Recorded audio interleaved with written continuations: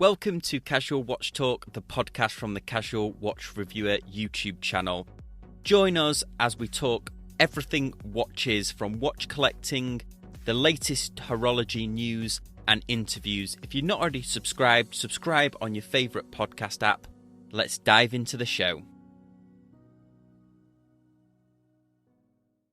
Hello everyone, and welcome back to episode 43 of Casual Watch Talk. We're back just to audio this week after, I think, a pretty successful Zoom live stream where we did the podcast both in audio format and also live on the YouTube channel, so check that out. We were kindly joined by some of our Facebook subscribers, weren't we, Chris? Yeah, it was a lot of fun. And you did a hell of a job putting edits in there, pictures, etc., which is cool. Adds to it. So if you heard it on the podcast, certainly worth it to flip through the YouTube and check it out. Yeah, it was really good. And a big thanks to everyone that joined Kris and I. It was just awesome to hear about all the 30-day watch challenges, and we've definitely got some ideas for the next one. I know I've certainly got 2 or 3 that I would like to see and have some collaboration on. Nice.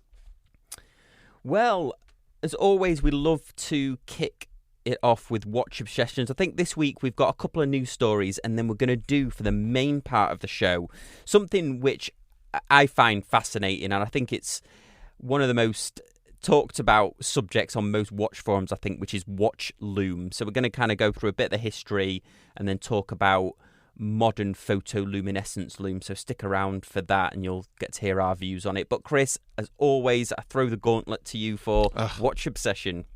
Not too much of a watch obsession this week. I feel like the Facebook meetup sort of took it out of me. So I was reassessing. We talked about sort of reassessing the collection and things like that. But as far as no big obsession this week. I've been switching back and forth. Certainly grabbed a couple watches. I actually threw the Zin 103 / Bell & Ross chronograph on to leather because it has been a little cooler here. I don't know if you experienced that across the way. Down in the below the 70s, mid to low 70s, which is cool for us here in Southern California. And so it was nice to get the watch on leather. It was the official, like, the mark of fall. and heading into winter is when I like to switch over to leather straps. And if I'm sweating at all, I just can't do it. So that was my big obsession this week. But other than keeping track of your Walbrook, which is cool, kind of a extended obsession where we timed that out. Seems like that's running well.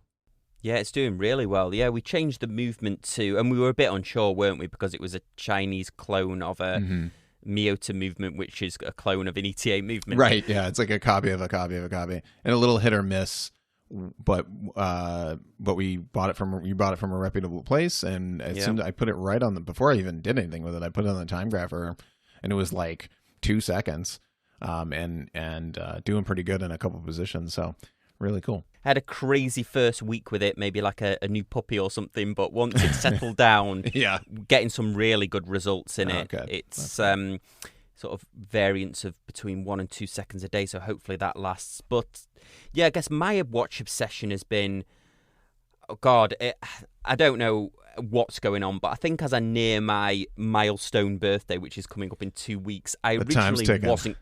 I know. Originally, I wasn't going to buy a watch for it.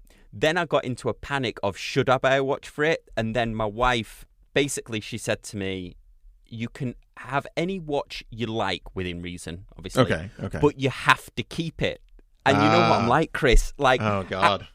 As soon as I met my wife, within a couple of weeks, I knew I was going to marry her. Like, I have no commitment issues except for when it comes to watches. Could I commit to a one watch for forever to be handed down generations? And then I just don't know. So do I get something like, do I go big and get maybe like a Rolex, even though... I mean, I feel like that's grail territory, right? You know, like are you just going to get the Grail watch. You're just gonna get the watch. And like what is the current Grail watch? Exactly. What Right. is it like? So the Rolex is. There's none that I love except for the Datejust 41 with the grey dial and the smooth, the non-fluted bezel. But they're like $8,000, and I don't know. I'm struggling. I thought about Christopher Ward. I thought about even that Frederick Constant, the High Life one I think I shared with you.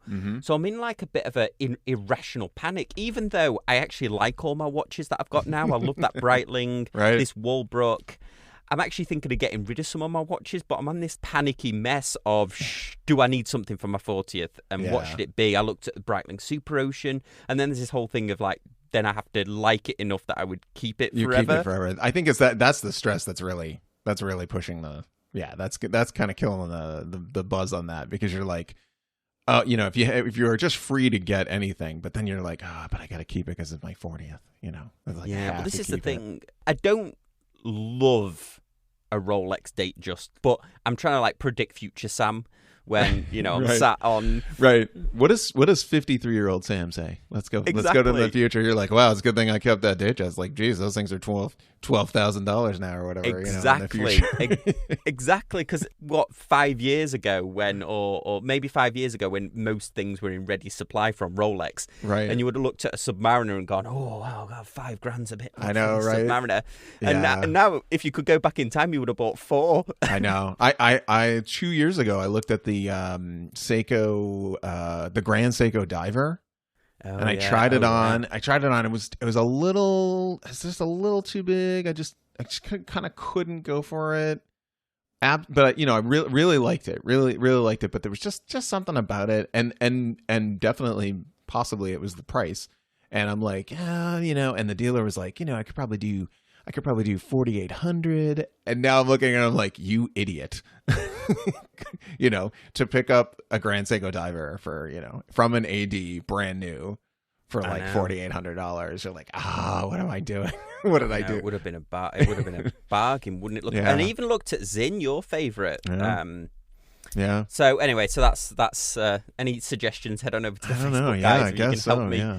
Yeah. Some sweet relief from this. I don't know. Yeah, I don't know. But I mean, I love tough. that Breitling.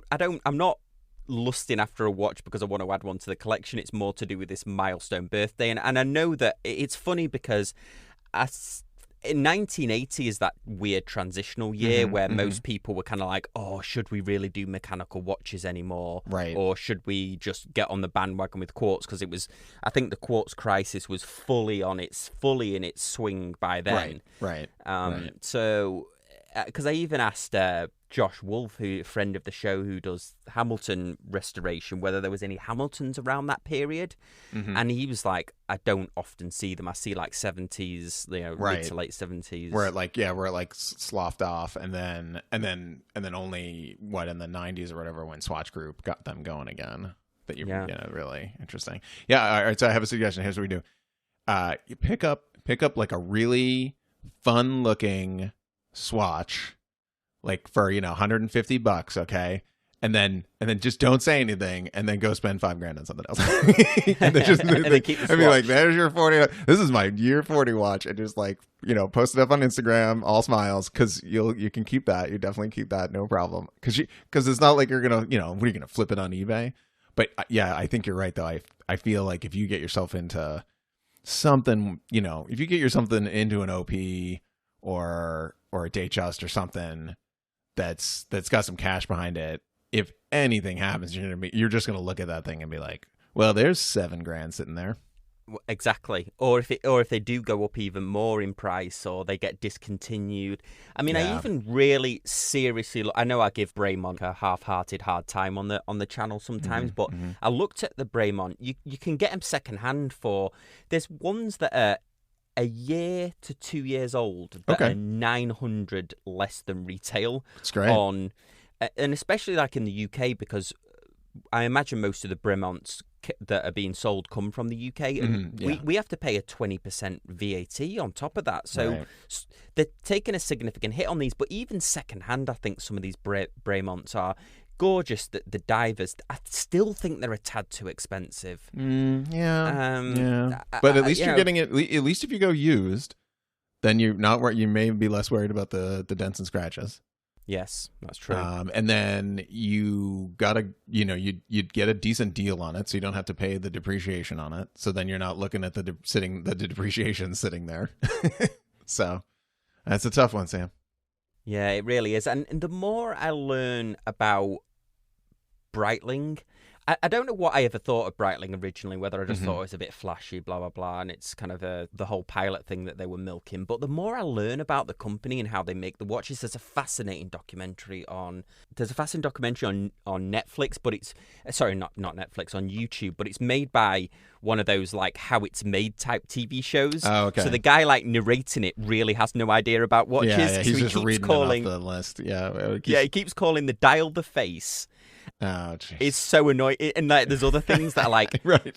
At least have done the modicum of research on this. But it's actually quite good. It goes into a lot of the history. I need to do a proper, when I review my Breitling B1 properly, I will do a little bit of history. Because Breitling, I think, has got one of the most fascinating histories going. But anyway, let's do a couple of news stories from this week, and then we'll do a quick break and then jump into our main topic. So first news story, have you seen the new in-house Oris? This movement that Oris have made, it's apparently got a 5-day power reserve. It's going to be... It's amazing, isn't it? That is... And then COSC... it says it will pass COSC standards. It's like -3 to +5 seconds a day. Okay.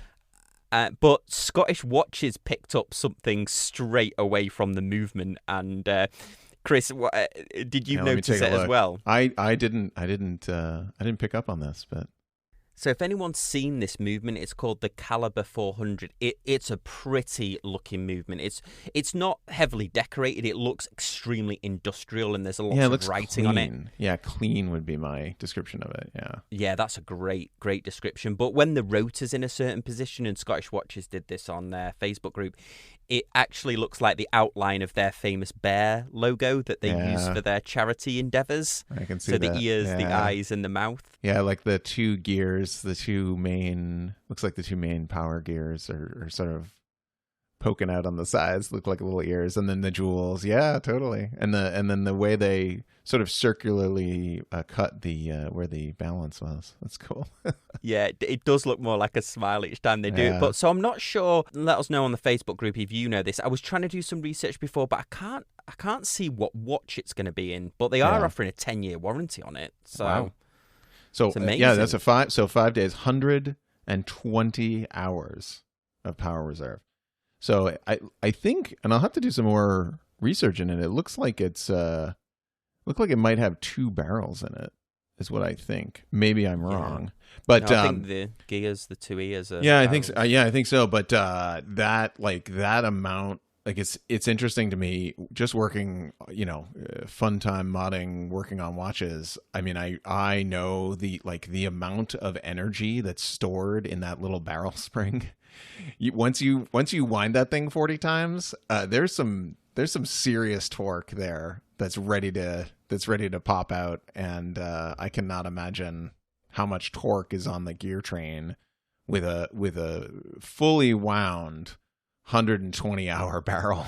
That's a little metal grenade ready to go off there. That's a ton of energy in there. It's fascinating. Yeah, it's going to be really interesting to see what watch that comes in. Next news story is Bell & Ross, their BR05, which I think it was fair, got a bit of a trolling when it first came out because it was a little tad like a Nautilus. But have you seen the new chronograph version that they've released? Yeah, I did when it popped into my inbox. It looks pretty good. I like it in the blue. With the smaller markers. One of the things I didn't like of the first release was the blue didn't have the smaller minute track markers. So they only came in the only one on black they did that.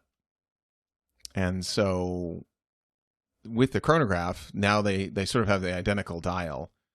And I like the individual little minute track, I think it looks a little more sporty, a little more useful, because I feel like if you're gonna, this is a very TJ comment, but like if you're gonna have a chronograph, you kind of need like markers where the hands line up exactly with the markers, so you can actually count the seconds and not be, and not be for show. And Bell and Ross has done it here with, looks like the seconds hand lines perfectly up with those markers, and it's got a constant 60 and then a 30-minute on the left-hand side, kind of opposite to how typically it is. But I didn't realize that about the second on the outside track that you said before on the previous watch. It reminds me, we were having a really interesting conversation over on the Facebook group about the little details in a watch that can ruin it for when you buy it. And then I sort of proposed the question. I think we need to move this into a maybe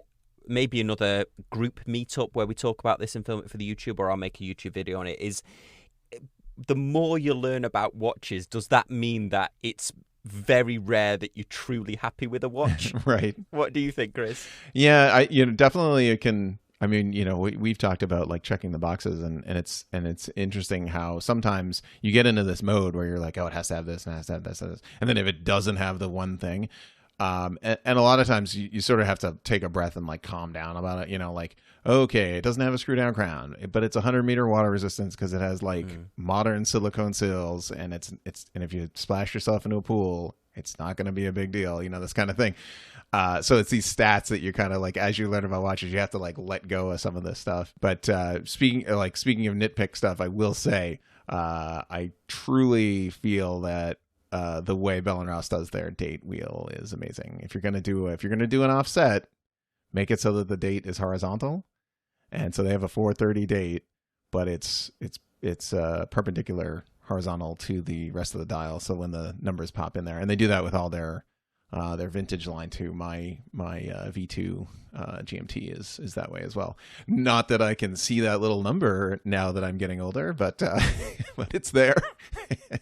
I don't like that version of your watch with that blue and grey dial. That's something else, that, isn't it? Yeah. I was looking at that this week. Yeah. The only for me, when I glanced at it, I was like, oh, that's fun color.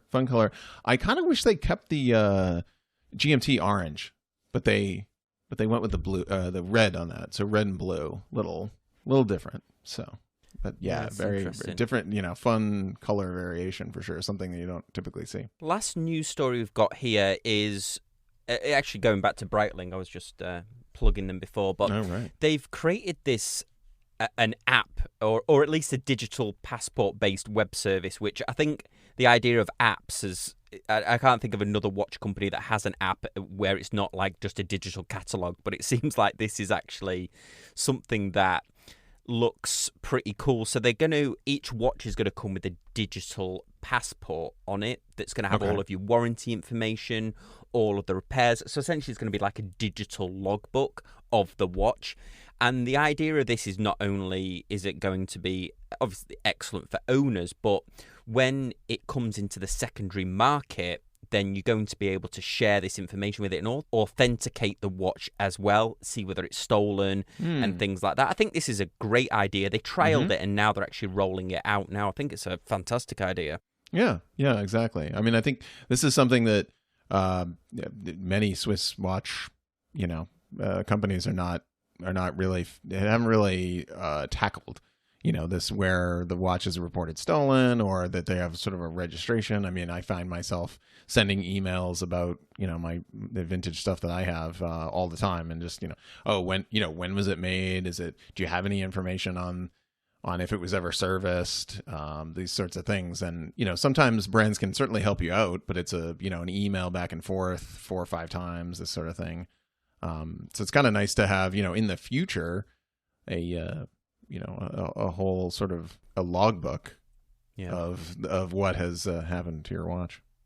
Yeah, exactly. Instead of like Omega, what's it? They want like $120 for a print from the archives or whatever they call it, an extraction from the archives, I think they call it. Yeah. Awesome. Well, before we dive into our main subject here, we'll just pause for a very quick ad break. And just something that I mentioned on a podcast a couple of weeks ago, if you're interested in advertising on Casual Watch Talk with Kris and I. Email us over at thecasualwatchreviewer@gmail.com, because the adverts that we put in here are designed or are inserted by our podcasting provider, which we're very grateful for. But obviously, it would be cool if there was some like watch-related adverts, so it's a bit more interesting for the listeners. Anyway, we'll pause for a quick ad break here.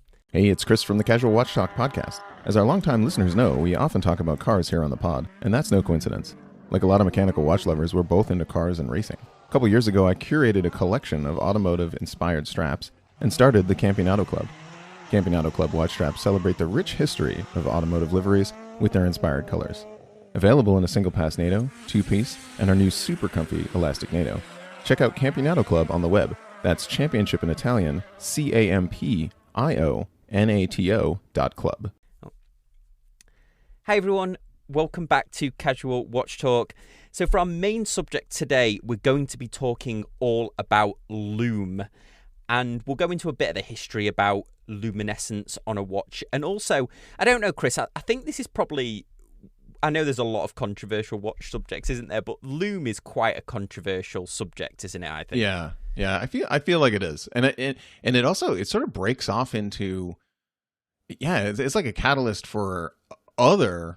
like controversial, so we'll talk about different paint colors and things like that, and just I mean, you can get I feel like it's the source of absolutely a lot of controversy.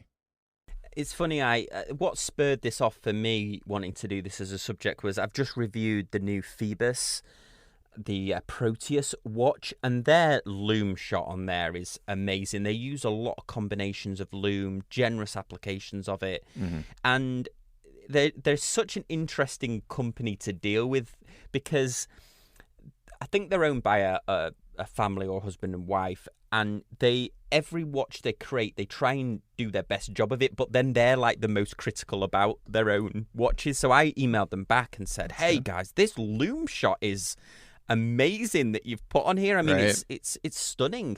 And they're like, well, yeah, we think we can get it better. It's not our best. And I'm like, well, okay, well, I look forward to reviewing that one if you can get it better. It's like green flashlight in the middle of the, Yeah, it's wow, fantastic. I'm a big fan of that brand. Okay, well, let's talk a bit about maybe the history, and then Kris, I think you can take us through to modern day. So when we think of luminescence on a watch or Lume on a watch, there's been several different generations of this. So originally, of course, when watches were first invented, they were very hard to see in the dark.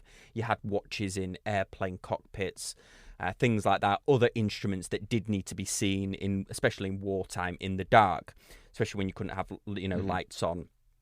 So there was, first of all, you had what was really known as radioluminescence.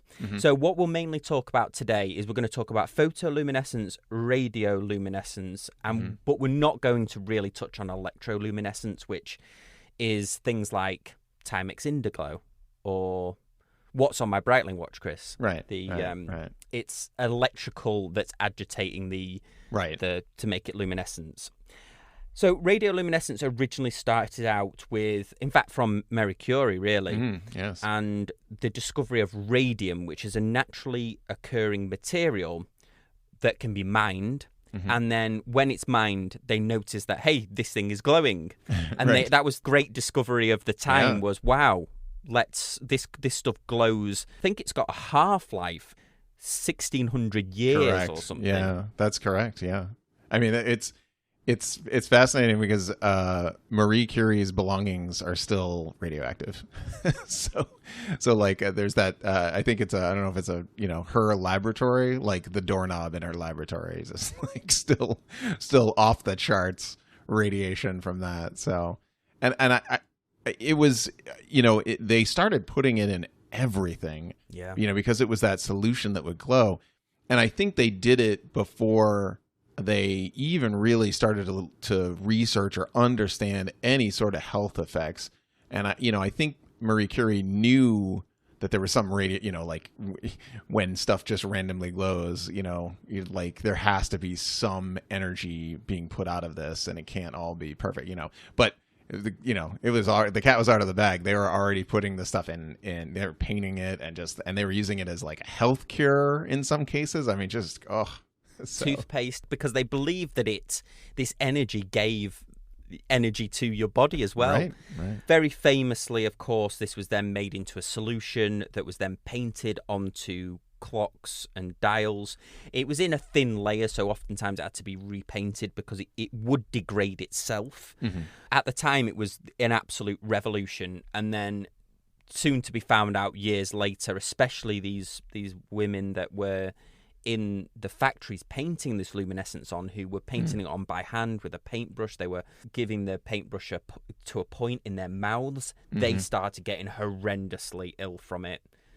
Cancers, throat cancers, mouth cancers.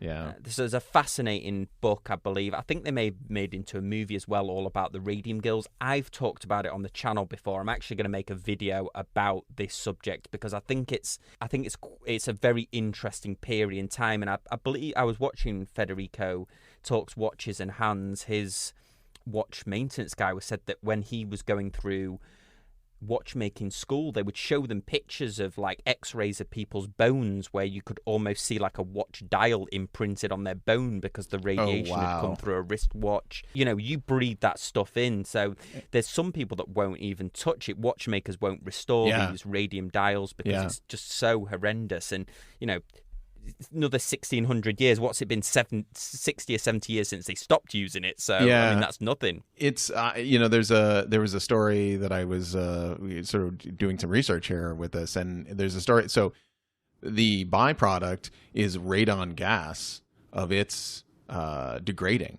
So I mean, these watches aren't, they're not waterproof. They're, these old watches, and so there's a story of these watchmakers that have 5 or 6 radium dials, old watches in a box in a room without ventilation, and they're like 140 times the the radon gas, like the legal amount of that would be allowed. I mean, just as radiation. It was interesting. A couple of days ago, for some reason, some story or something came up on the news, and my wife had saw something about this in the news about older radioactive watches, and she actually like stopped and was like, hey, so you're not buying like really old watches, like you're careful with this stuff. And I was like, oh yeah, no, I'm not like, I'm not getting anything. And we sort of talked about the years that it was on, and I believe it so in the 40s up until about the late early 60s, late 50s, that they were still using those lines. Yeah. I mean, if I was going to do any sort of like, if watchmaking restoration stuff, any old watches, I mean, I know watchmakers that have a Geiger counter on the bench, because it's just, you can't, like, not only would you not want to like expose yourself to any of that, but like as soon as and we'll talk about tritium here in a little bit, but like, as soon as you open the watch up, any dust or paint or anything that was maybe sealed inside that watch is now free in the air, and that's again radioactive for 1600 years.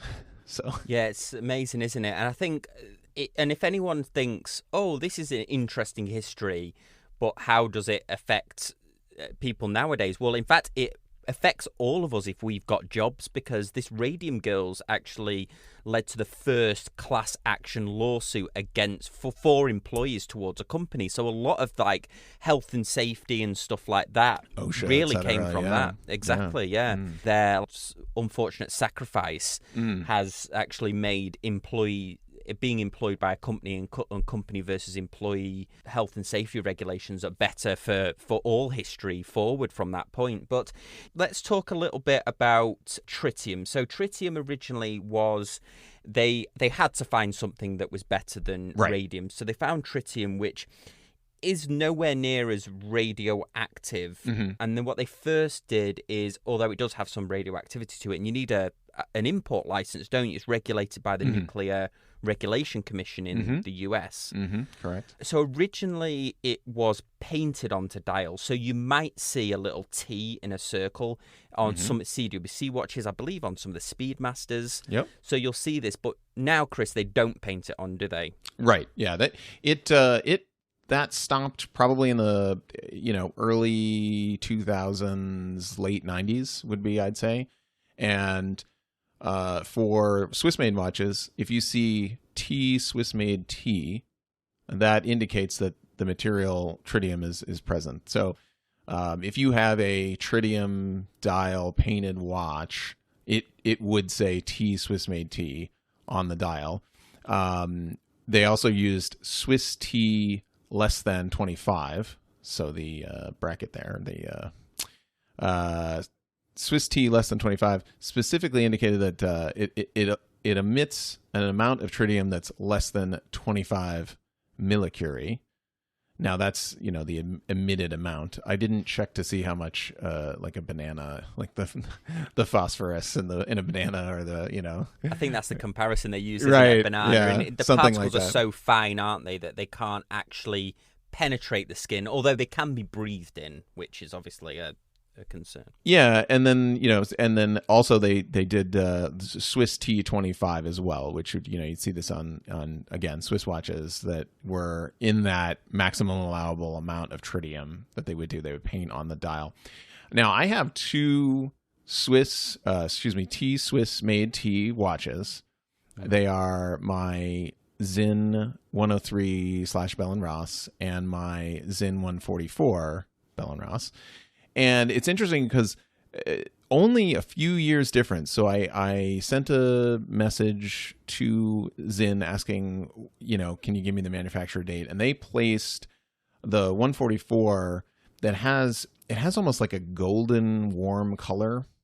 And so much like radium, or not much like radium, but like radium, tritium breaks down the paint that it's mixed with, and sort of gives a little gold. Radium, I think, turns it like brown, whereas tritium sort of has a golden hue, and it will eventually, change color. And depending on how much like exposure to UV or light that it's had, it will, different colors will come out of it. So the 144, I have probably made in 1997, and then my 103 made in 2001. And what's interesting is just in the 3-4 years there, how different the application is. So the older 144, it's got just the great, that vintage color lume that sort of everyone's after. But in this case, it is an authentic vintage color lume. And you hit it with UV light and it glows for like a second. It goes for like maybe a second and a half, and then it's done. It doesn't glow anymore. You can't, even it's been over, half-life of 12.5 years. So it's almost double that. So we look at the 103, the newer, built in 2001.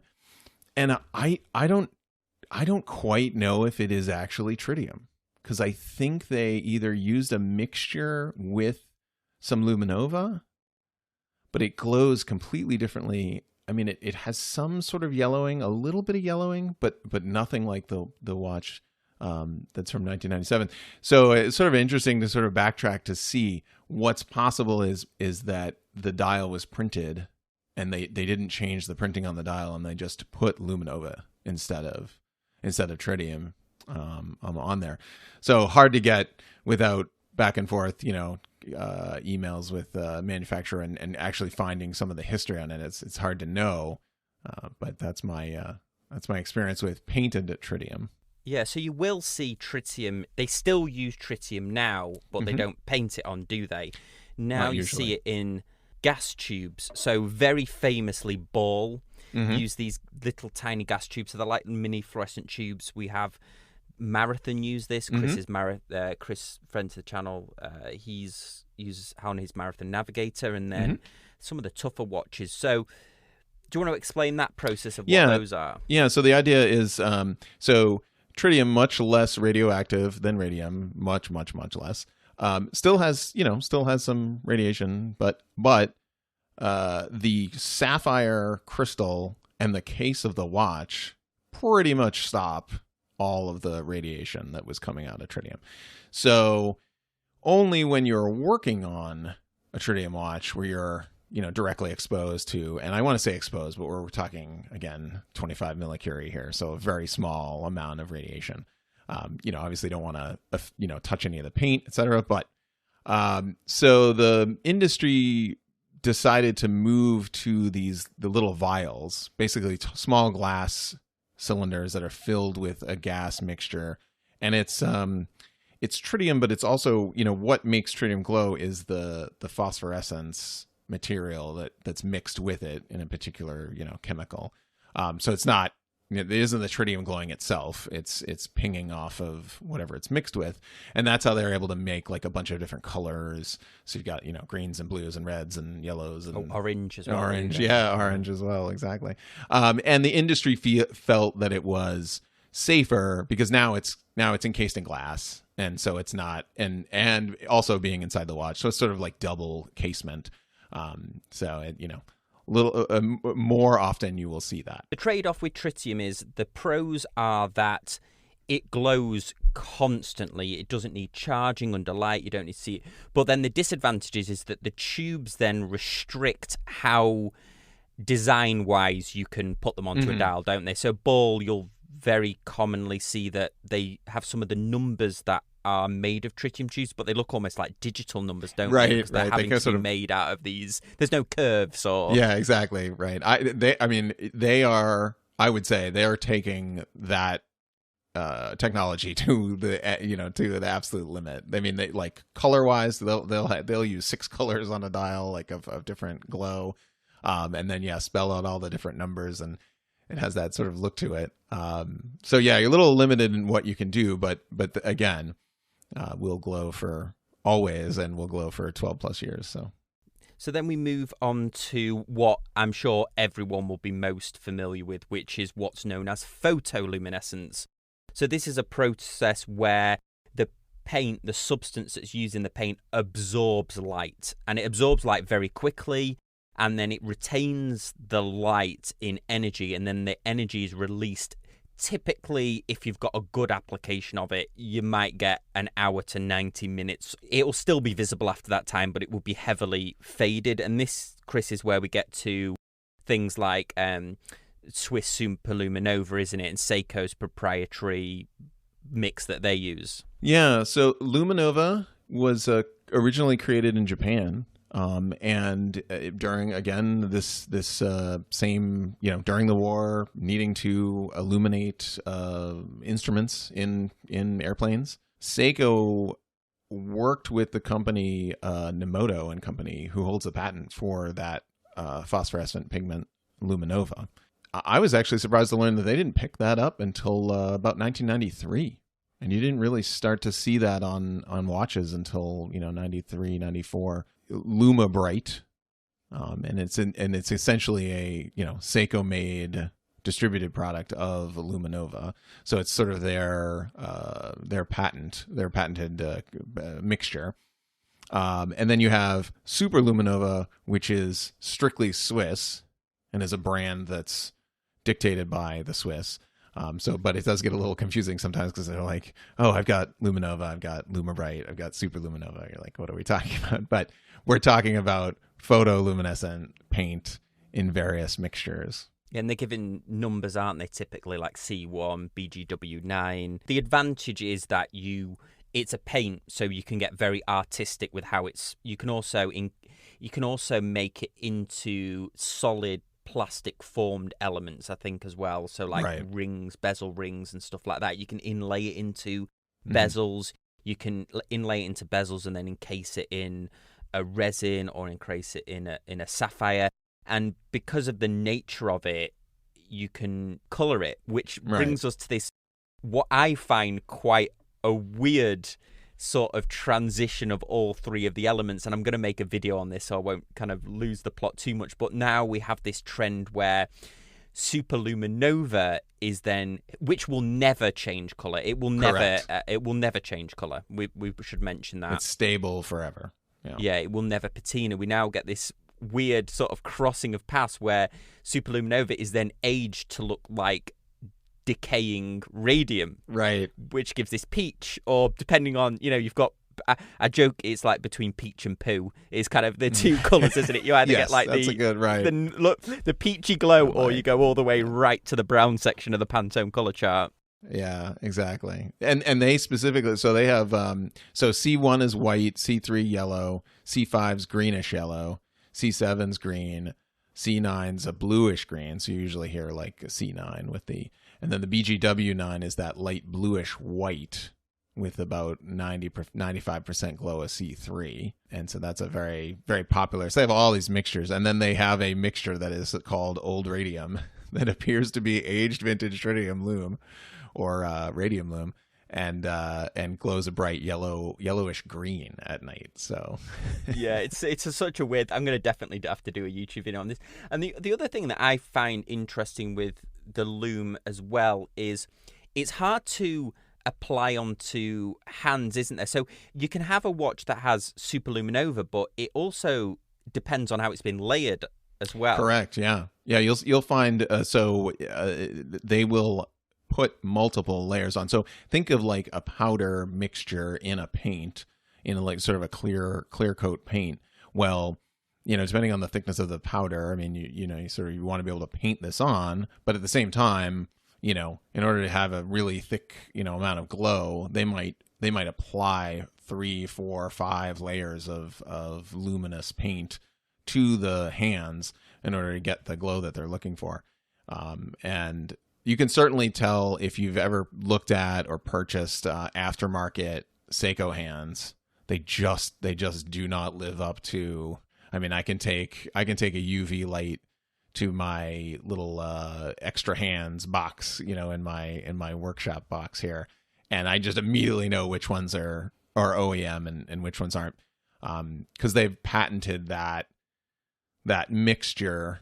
The phosphorescent mixture and that pigment, they patented that pigment. So there's only, one company making it for them, or Seiko is probably making it themselves. I'm sure they're mining the sulfur and et cetera to make it themselves. But such a difference in the last probably 10, 15 years that they've been able to really, punch that color up. So it gets a little bit of sunlight and poof, it pops right out. Yeah, Seiko are so good at it. I mean, I joke in my channel about it being almost burns into your retina as soon as you charge it, don't you? You blink and you got that Seiko, the outline of the SKX 009 or the Turtle or whatever.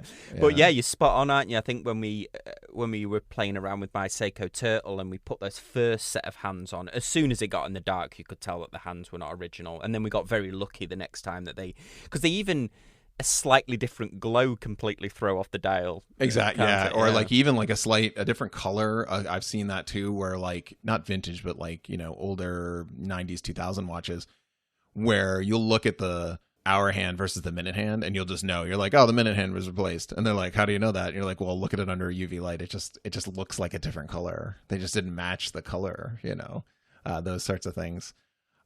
We should also talk about sort of the having Lume on a watch and how it really changed diving, as a possibility, and then sort of the folks that are like, does it really matter? Yeah, it's amazing. That's one thing that when I first ever got into watches,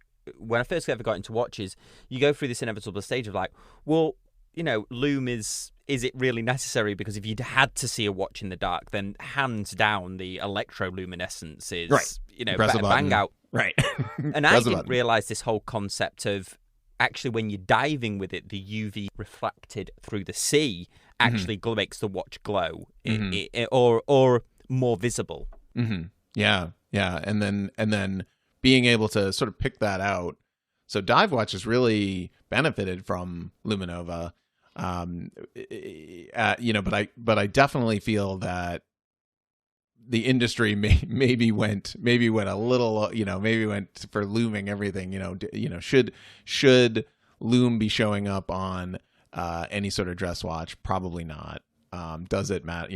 Does it really matter? No. And then the thought of, well, after being in the dark for 10 hours, are you really going to be able to see it? And like, you're really going to be able to tell what time it is, and for me, the only time I ever use it is like camping. Yeah. Was that like if I'm curled up in a sleeping bag and it is the middle of the night, I'm not turning a light on because I don't want to wake everybody in the place up. So I just kind of press my eyeball to the watch, and you're like, oh, okay. And you're like, oh, all right, I know what time it is now. It's 4:00 in the morning or whatever. Yeah, it's funny. It's funny, isn't it? Like my little Breitling B1 has both luminova on it, super luminova on it, and electroluminescence. So right, you can press the thing, but it also they've gone to the trouble of luming the hands as well, and the dial. But it's definitely it's a super interesting subject. I know that perhaps listening to us talk about it isn't as effective as if we were doing a video version of this, but it's certainly a subject that I think gets brought up in the most. And you have to put it in every watch review. If I miss a watch review and don't have a Lume shot in there, then rightly I'm called out on it. It's something that's a big buying factor for people. Yeah, I think so. For me, I think it looks cool. I mean, it's a cool technology, but as far as like practicality, I'm not diving with it, so I don't need to see it underwater. And then I'm not, only occasionally a super in the middle of the night would I look. I do not typically wear my watch when I sleep. So again, just for camping and stuff, I would, it would be a benefit. But it's an interesting trend, isn't it? I think you've got to be careful as well if you're going to inlay the luminova into a bezel. You see a lot of people that either encase the bezel, they put the Lume on and then encase the bezel in like a sapphire or a resin or something like that. You've got to have a good application of it. You just paint it straight in there. I had a 12-hour ceramic bezel that was lumed. They had a sort of a caveat where they sent with it that was like, hey, so just to let you know, like if you use like heavy duty soap, you could literally just wipe away, you just wash away the luminous coating on this. So you got to be careful of how, because we just like we coated it with like a single layer of lacquer or whatever, and so eventually that'll start to fade. Going all the way back to what we sort of started talking about in the beginning, where it's like a showstopper. I feel like sometimes people give the Lume, maybe too much of a bit of a part of a watch. Like it's too important. I would agree with you a little bit there, yeah.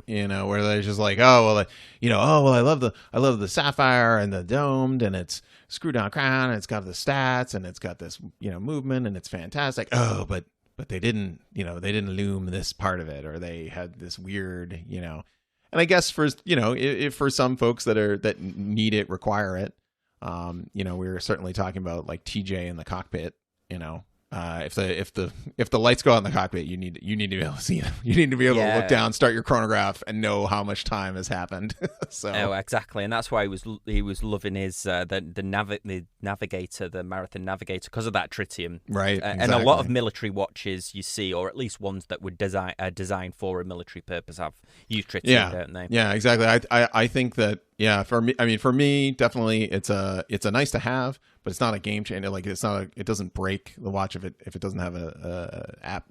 I think my old Hamilton khaki. I think sometimes people get sort of upset that the Lume is not as there's hardly any Lume on on that watch.